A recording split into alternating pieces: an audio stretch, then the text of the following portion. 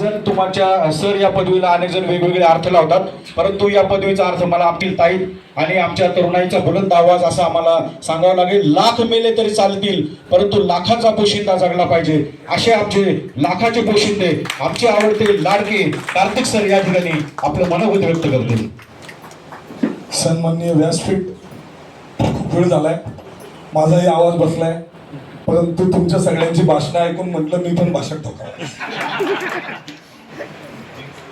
मित्रांनो, आतापर्यंतच्या प्रत्येक इलेक्शनला तुमचा फक्त वापर केला गेला, हे तुम्हाला मान्य करावं लागेल. आणि प्रत्येक इलेक्शन आली की तुम्हाला एक नवीन स्वप्न दाखवलं जातं आणि ते स्वप्न असं दाखवलं जातं, मी तुझ्यासाठी हे करेल, मी तुझ्यासाठी ते करेल.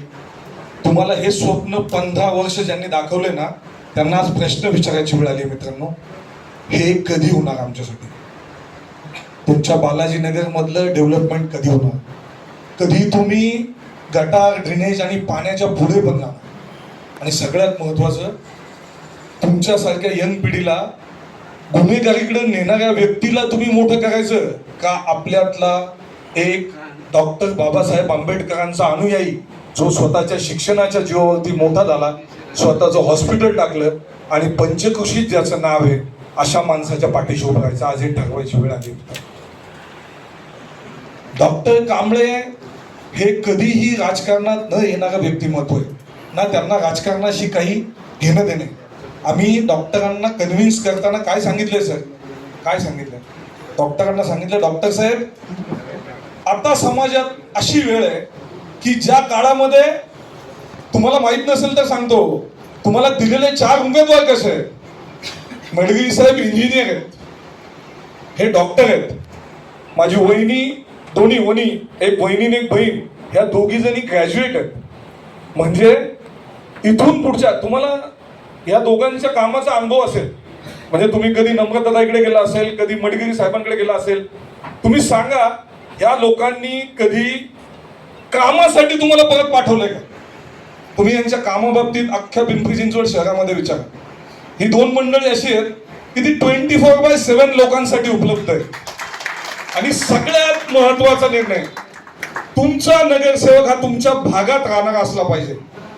तुमचा आता जे समोरचे नगरसेवक आहेत ते आपल्या भागात राहतात का?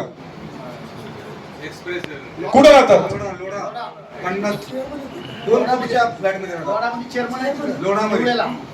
म्हणजे तुमचा नगरसेवक तुमच्या मतदारसंघात राहणारा असला पाहिजे. मित्रांनो, तुमच्यातला असला पाहिजे, ज्याला बालाजीनगर माहिती पाहिजे. तुम्ही जर रात्रीचं पळत गेला तर त्याचं घर सापडायला पाहिजे. डॉक्टर साहेब सर इथं केंद्रीय विभागामध्ये राहतात, बाजूला सेक्टर नंबर 4 मध्ये. तुम्हाला तुमचा नगरसेवक कसा पाहिजे? मडगिरी साहेब सेक्टर नंबर 1 मध्ये राहतात, माझी बहीण नम्रताताई इथे राहते. तुम्हाला इथे राहणारा माणूस पाहिजे. फक्त पैशाच्या जीवावर मतदान करण्यापेक्षा एकदा हा विचार करून बघा, परिवर्तन घडवू शकतात. आपल्याला मताचा अधिकार कुणी दिला? आपल्याला मताचा अधिकार संविधानाने दिला. डॉक्टर बाबासाहेब आंबेडकरांनी मताचा अधिकार देताना काय सांगितलं? राजा का बेटा राजा नहीं बनेगा. लक्षात ठेवा, राजा का बेटा राजा नहीं बनेगा. तुमच्यातनं कोणतरी मोठं होणं गरजेचं आहे मित्रांनो.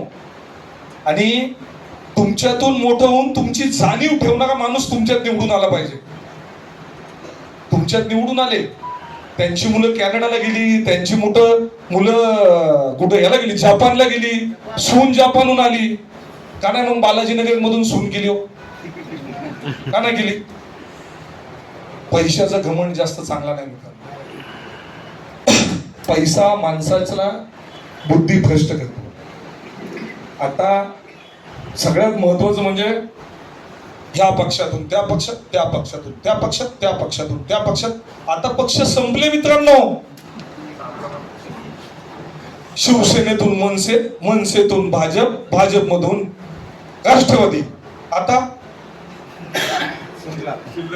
आता त्यांना स्वतःचा पक्ष काढावा लागेल. जपानला पाठवून देतात डायरेक्ट. म्हणजे माझं सांगायचं हे की आपण त्यांना नावं ठेवण्यापेक्षा तुम्ही हा विचार करा, तुमचं एक मत काय घडवू शकतं. डॉक्टर बाबासाहेब आंबेडकरांनी मताचा अधिकार देताना सांगितलं होतं की ही डेमोक्रेसी आहे. डेमोक्रेसी म्हणजे इथं कुणी राजा नसेल, प्रजेतला कुठलाही माणूस उठून तो लोकशाहीच्या मार्गाने आपला प्रतिनिधी म्हणून निवडता येईल, हा अधिकार आपल्याला डॉक्टर बाबासाहेब आंबेडकरांनी दिला. तीच वेळ आहे मित्रांनो. आता स्वतःचा अधिकार जाणून घ्यायची वेळ आहे. आतापर्यंत तुम्हाला SRA मध्ये पैसे देतो, तुम्हाला एकेकाला 10,000 रुपये देतो, 2 ग्रुपमध्ये भांडणं लावून देतो. तू रिंकूचं ऐकू नको, तू त्याचं ऐकू नको, तू माझ्या जवळ थांब, तो त्याच्यापासून लांब थांब. पोलिसांना सांगतो, याला पकडा, याला मोका लावा, याला या गुन्ह्यामध्ये टाका. डॉक्टर साहेब आणि हे 4 उमेदवार यांनी कधी तुम्हाला पोलीस चौकीतून त्रास दिले का? किंवा बालाजीनगरमध्ये किंवा खंडेवस्तीत कधी पाहिलं यांना? जेवढं जास्त चांगलं करता येईल तेवढं करण्याचा प्रयत्न ही मंडळी करतात. महेश दादा मोठा का झाला?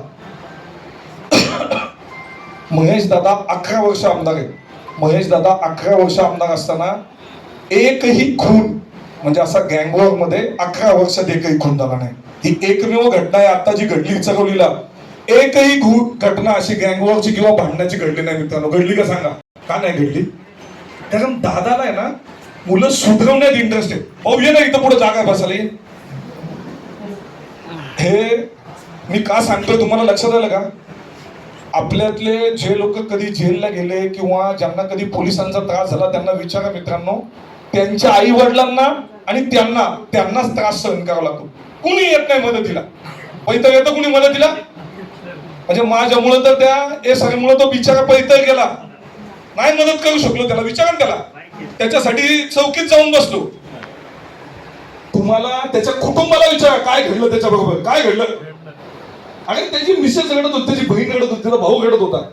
ही आपल्या बरोबर घडलेली घटना आहे मित्रांनो. इथून पुढच्या काळामध्ये आपला वापर करणाऱ्या लोकांचा म्हणजे हे सोडायची गरज आहे.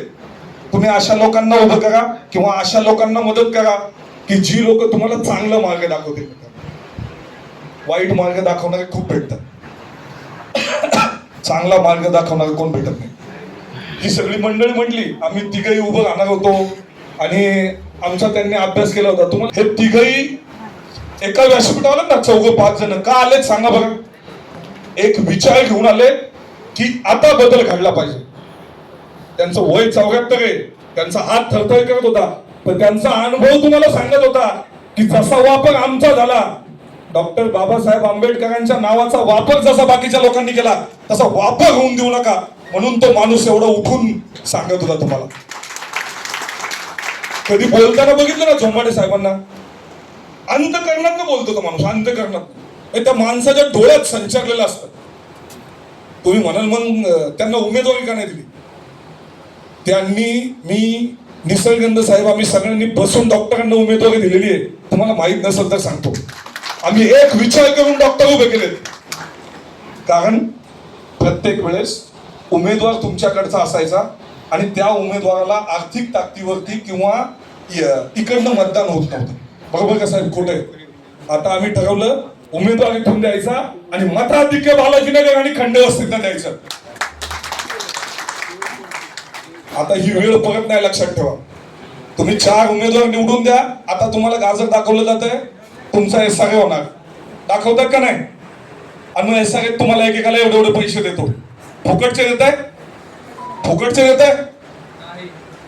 अरे ते पैसे तुम्ही ज्या जागेवर बसला ना त्या जागेतनं भेटणारे प्रॉफिट मधले पैसे देणार आहे. फुकटचे पैसे कोण देत नाही. मी पण SRA करतो, मला माहिती आहे. त्यामुळे कुणी कुणा उपकार करत नाही. तुम्ही आज ही वेळ घालू नका फक्त मित्रांनो. या वेळेस पैसे हा विचार करू नका. या वेळेस एक चांगला उमेदवार दिलाय. एक एक एक एक मत महत्वाचं आहे. त्याच्यासाठी तुम्ही सगळ्यांनी मत द्याल अशी अपेक्षा व्यक्त करतो आणि थांबतो. जय हिंद, जय महाराष्ट्र. धन्यवाद सर. दिल में छत्रपति शिवराय और दिमाग में विचारधारा होगी, याद रखना उस दिन अदालत भी अपनी होगी और फैसला भी हमारा होगा.